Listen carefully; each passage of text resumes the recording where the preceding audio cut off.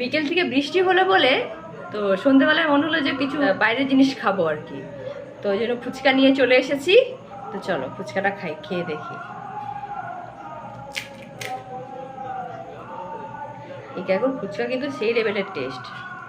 তো যেহেতু বৃষ্টি পড়ছিল তাই গিয়ে দাঁড়িয়ে খাইনি, বাড়ি নিয়ে চলে এসেছি।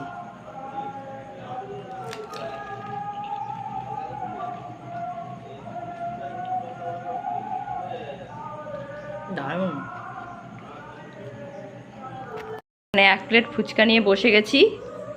এই দেখুন, এখানে ফুচকা আছে, এখানে আলু মাখাটা আর এই টক জলটা। ফুচকাগুলো এইভাবে রাখা আছে, নিজেকে আর লোভ সামলাতে পারছি না। চলো খেয়ে নিই, খেয়ে নিয়ে তারপর আমরা গল্প করতে আসছি।